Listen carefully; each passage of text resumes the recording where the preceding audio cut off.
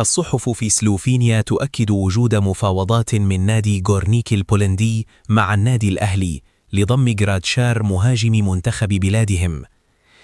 مصطفى العش يعقد جلسة مع مسؤولي المصري البورسعيدي اليوم لإتمام انتقاله للفريق على سبيل الإعارة بعد خروجه من حسابات ياستروب تماما.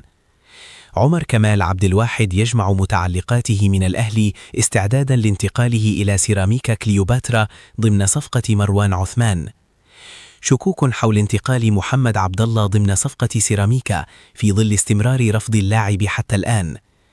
حالة إعجاب كبيرة داخل الأهلي بالمستوى المميز الذي ظهر به حسام عبد المجيد مع المنتخب في كأس الأمم الإفريقية، والجميع يترقب رحيله عن نادي الزمالك لمحاولة ضمه. الدفاع عن محمد الشناوي.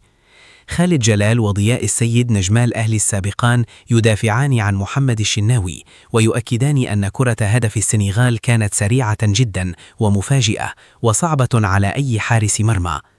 هجوم على التحكيم والكاف.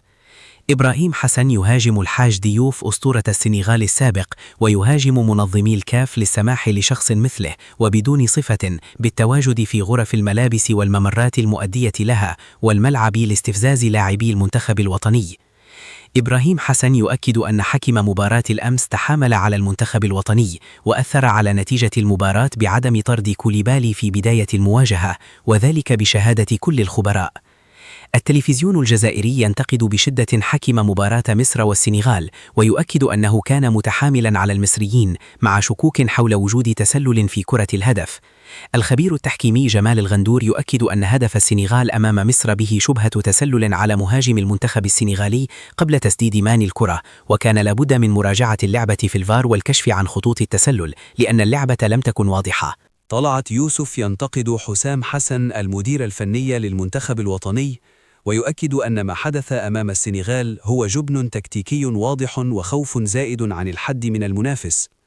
طلعت يوسف يرفض مبررات أن الوصول لنصف النهائي إنجاز، ويؤكد أنه طالما وصل المنتخب لهذا الدور كان يجب أن يظهر رغبة حقيقية في الفوز، وهو ما لم يظهر تماما. عماد متعب نجم الأهلي السابق يؤكد أن إمكانيات منتخب مصر كانت تؤهله لتقديم مباراة أفضل أمام السنغال خاصة في الشوط الثاني. عماد متعب يرى أن مصطفى محمد لم يتم استغلاله بشكل جيد، وكان يجب على حسام حسن اللعب بشكل هجومي أفضل. الإعلامي السعودي وليد الفراج ينتقد حسام حسن بسبب تصريحاته بعد المباراة، خاصة تلميحه بأن المغرب وجماهيرها كانت تدعم منافسي مصر خوفا من مواجهتها في النهائي. وليد الفراج يؤكد أن الشكل الذي ظهر به حسام حسن في المؤتمر الصحفي لا يليق بمدرب منتخب بحجم مصر، وكان يجب عدم افتعال أزمات مع البلد المنظم. هجوم على الشناوي وآراء نجوم سابقين. إكرام الشحات حارس الأهلي والمنتخب السابق ينتقد محمد الشناوي بشدة ويؤكد أنه دافع عنه كثيرا سابقا، لكنه لم يعد يجد مبررا لذلك.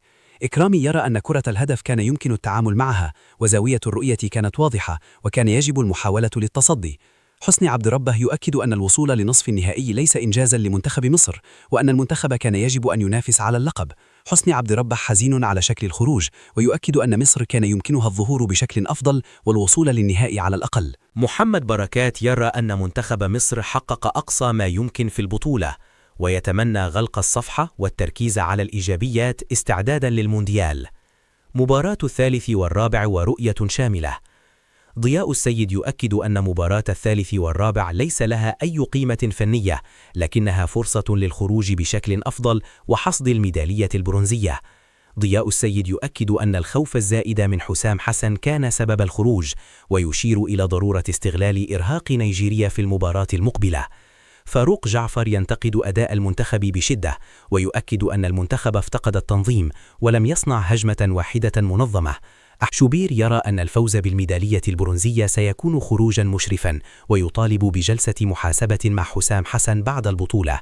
حسن المستكاوي يؤكد أن مباراة مصر والسنغال كانت الأسوأ في الأدوار الإقصائية وأن المنتخب لم يقدم أي جملة تكتيكية واضحة. المستكاوي يرى أن إصرار حسام حسن على نفس الأسلوب رغم فشله كان سبب الخسارة، وأن الخسارة واردة لكن الأداء غير مقبول.